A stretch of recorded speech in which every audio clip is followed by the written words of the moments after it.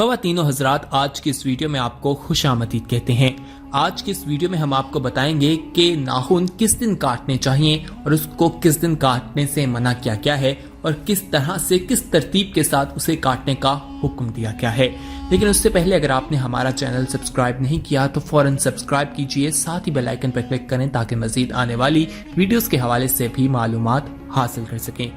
नाज़रीन, एक इस्लामी वाक़या है वो भी आपके साथ शेयर करते हैं कि एक शख्स ईशा की नमाज के बाद हजरत अली रज़ी अल्लाह अन्हु अपने घर की तरफ जा रहे थे कि रास्ते में वो देखते हैं कि एक शख्स अपने नाखून काट रहा था। हजरत अली रज़ी अल्लाह अन्हु ने जब उस शख्स को देखा तो उसके करीब आए और उस शख्स से फरमाया कि ए शख्स, मैंने अल्लाह के रसूल अकरम सल्लल्लाहु अलैहि वसल्लम से सुना है जो शख्स रात के वक्त अपने नाखून काटता है वो तंग दस्ती, बीमारी और परेशानी में मुब्तला हो जाता है। उस शख्स ने जब ये सुना तो वो इंतहाई अदब के साथ हजरत अली रज़ी अल्लाह अन्हु सुनकर फरों से पूछने लगा कि हजरत अली रज़ी अल्लाह अन्हु रात के वक्त नाखून काटने से क्यों परेशानी और तंग दस्ती आती है। हजरत अली रज़ी अल्लाह अन्हु ने ये सवाल सुनकर फरमाया कि जब हजरत आदम अलैहिस्सलाम जन्नत में थे तो जन्नत की सबसे बेहतरीन धात लोहे महफूज को बनाया गया था। अल्लाह ताला ने इस धात का लिबास आदम के जिस्म पर पहनाया था जो नाखून की मिसल था। उस लिबास से आदम का जिस्म और उनकी बीवी हवा का जिस्म ढका हुआ था। लेकिन अफसोस, जब आदम ने नाफरमानी की और उस शजर यानी दरख्त के करीब चले गए जिससे अल्लाह ताला ने उन्हें रोका था, तो अल्लाह ताला ने उस लिबास को आदम अलैहिस्सलाम के जिस्म से जुदा कर दिया और आदम अलैहिस्सलाम का जिस्म आदम अलैहिस्सलाम को नजर आने लगा। फिर अल्लाह ताला ने उनसे नाराज होकर बीबी हवा और हजरत आदम अलैहिस्सलाम को जमीन पर भेज दिया ताकि आदम और औलाद आदम इम्तिहानात से गुजर कर जन्नत में पहुंच सकें, ये साबित कर सकें कि वो जन्नत में रहने के काबिल हैं भी या नहीं। लेकिन उस लिबास का कुछ हिस्सा इंसान के हाथों की उंगलियों और पाँव की उंगलियों में रह गया। अल्लाह ताला ने रात को सुकून, आराम और इबादत के लिए बनाया है। चांद की रोशनी इंसान के वजूद को मिलाती है और मग़फ़िरत के करीब ले जाती है। नाखून का काटना जिंदा इंसान की पहचान है। जो इंसान अपने जिस्म के इस नूरानी हिस्से को रात के वक्त काटते हैं तो अल्लाह ताला उसके कामों में रुकावटें पैदा कर देते हैं और सेहत बीमारी की तरफ चली जाती है। और अगर इंसान अपने नाखून काट कर रास्ते में फेंक देता है और यही इंसान के पैरों के तले कुचले जाते हैं तो ये इंसान बीमार रहता है, परेशान रहता है और तंग दस्ती उसके वजूद में हावी हो जाती है। इसलिए नाखून दिन के वक्त में काटने चाहिए और नाखून काटने के बाद ऐसी जगह फेंकने चाहिए जहां पर वो पैरों तले कुचले ना जाएं। नाज़रीन, इस वीडियो में आप कमेंट करके अपना फीडबैक भी दे सकते हैं कि ये वीडियो आपको कैसी लगी है और इसके बारे में आपने क्या सुन रखा है। यहाँ पर आपको ये भी बताते हैं कि एक और सवाल है जो हमारे ज़हनों में अक्सर रहता है और हम मुख्तलिफ लोगों से ये सुनते भी रहते हैं कि बुध के दिन नाखून काटना मना होता है। तो इसका जवाब भी हम आपको देते हैं। जी हाँ, हमारे नबी अकरम सल्लल्लाहु अलैहि वसल्लम ने इरशाद फरमाया है कि जो बुध के रोज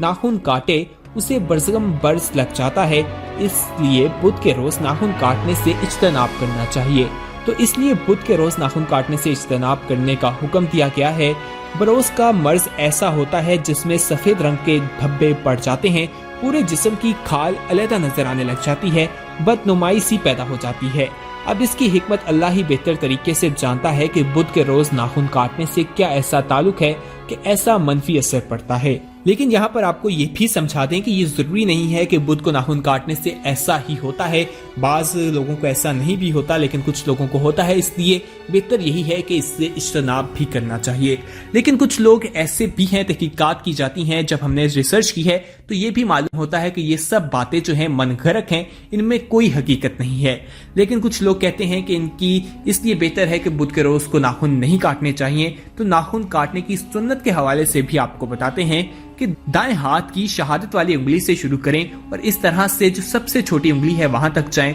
और फिर दूसरे हाथ की बाएं हाथ की जो सबसे छोटी उंगली है वहां से शुरू करें और अंगूठे तक आएं और फिर आखिर में दाएं हाथ के अंगूठे का जो नाखून है उसे काटें और दाएं पांव की जो सबसे छोटी उंगली है वहां से शुरू कर अंगूठे तक, फिर बाएं पांव के अंगूठे से छोटी उंगली तक जाएं। इस तरतीब से नाखून काटने चाहिए। यही तरीका हजूर अकरम सल्लल्लाहु अलैहि वसल्लम का नाखून तराशने का शामी में मनकूल किया गया है, जिसकी इबारत के हवाले से भी आपको बताते हैं, जिसमें कहा गया है कि नाखून जुम्मे के दिन नमाज से कबल काटना सुन्नत है। हजूर अकरम सल्लल्लाहु अलैहि वसल्लम जुम्मे के दिन कबल नमाज जुम्मा मूंछें और नाखून काटते थे। रवायत में ये भी कहा गया है कि जो शख्स जुम्मे के दिन नाखून काटे اگلے جمعے تک بلاؤں سے اس کو اللہ تعالیٰ پناہ دیں گے۔ شامی حافظ ابن حجر اسقلانی فرماتے ہیں کہ ناخن تراشنے میں کوئی خاص کیفیت اور کسی دن کی تعین حضور صلی اللہ علیہ وآلہ وسلم سے منقول اور ثابت نہیں ہے، لہٰذا مستحب یہی ہے کہ انسان جو ناخن ہے وہ جمعے کے روز کاٹے۔ جمعے کی نماز سے پہلے انسان کو ناخن کاٹ لینے چاہیے، اسی کے بارے میں تعلیمات ملتی ہیں، اسی کے حوالے سے جو مختلف قسم کی باتیں ہیں وہ ملتی ہیں۔ اس لیے بہتر یہی ہے کہ انسان جمعے کے روز اٹھے، نماز کے لیے تیاری کرے، اسپیشل تیاری کرے اور نماز سے پہلے غسل کرے اور اسی دوران ناخن بھی کاٹے اور جسم میں موجود غیر ضروری بالوں کو بھی کاٹا جائے۔ اسی طرح عید الاضحیٰ کے حوالے سے بھی کہا جاتا ہے کہ جب یکم ذو الحج ہو جائے تو اس سے پہلے یہ کام کر لینے چاہیے، اس سے پہلے ناخن کاٹ لینے چاہیے۔ سنت طریقے سے قربانی دینے کے لیے یکم ذو الحج سے پہلے کرنے والے جو کام ہیں ان میں ناخن کاٹنا، زیر ناف اور بغلوں کے بال صاف کرنا ہے، مرد حجامت بنوا لیں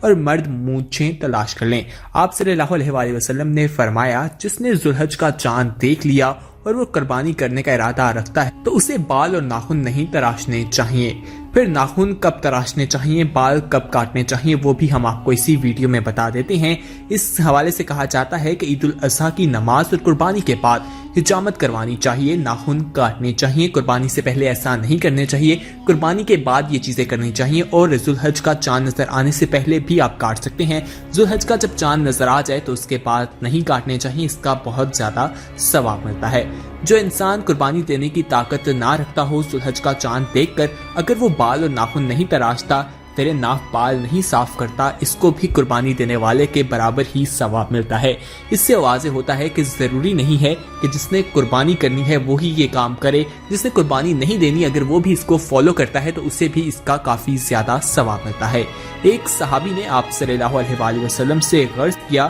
حضور اکرم صلی اللہ علیہ وآلہ وسلم یہ بتائیے کہ اگر میں قربانی کا جانور نہ پاؤں اور کسی شخص نے دودھ پینے کے لیے مجھے بکری دے رکھی ہے جس کو واپس کرنا پڑے گا تو کیا میں اس کی قربانی کر ڈالوں؟ آپ صلی اللہ علیہ وآلہ وسلم نے فرمایا بلکہ تم نماز عید کے بعد اپنے بالوں، ناخنوں اور مونچھوں کو تراش لو اور زیر ناف بالوں کو صاف کر ڈالو تو تمہیں پوری قربانی کا ثواب ملے گا۔ اس حدیث سے معلوم ہوتا ہے کہ اگر کوئی قربانی کی طاقت نہیں رکھتا، وہ ذو الحج کا چاند دیکھ کر اگر یہ کام نہیں کرتا تو اس کو بھی قربانی دینے والے کے برابر ثواب ملتا ہے۔ وہ کام کیا ہے؟ اس میں سب سے پہلے آتا ہے کہ وہ اپنے بال نہ کٹوائے، جبکہ دوسرے نمبر پر آتا ہے کہ زیر ناف اور بغلوں کے بال بھی صاف نہ کرے، تیسرے نمبر پر آتا ہے کہ ناخن بھی نہ کاٹے، جبکہ چوتھے نمبر میں ہے کہ مرد مونچھیں نہ تراشے۔ اور یہ چار کام کب کرنے چاہیے؟ اس حوالے سے عید الاضحیٰ کی نماز کے بعد جب قربانی ہو جائے تو اس کے بعد اس کو ادا کیا جا سکتا ہے، قربانی سے پہلے تک کا منع کیا گیا ہے۔ اس حوالے سے جو احادیث ملتی ہیں وہ ہم نے آپ کے ساتھ شیئر کی ہیں، اور ناخن کے حوالے سے بتایا ہے کہ اسلام میں ناخن کے حوالے سے کیا کہا گیا ہے۔ مختلف قسم کی باتیں سامنے آتی ہیں، لیکن یہی کہا جاتا ہے کہ اس حوالے سے کوئی مستند بات سامنے نہیں آئی، لیکن یہی ہے کہ آپ جمعے کے روز جو ہے جمعے کی نماز سے پہلے صفائی کا جب اہتمام کرتے ہیں، اسپیشل تیاری کرتے ہیں، جس حوالے سے ہمیں سنت سے بھی ملتا ہے آپ صلی اللہ علیہ وآلہ وسلم کی اگر ہم زندگی دیکھیں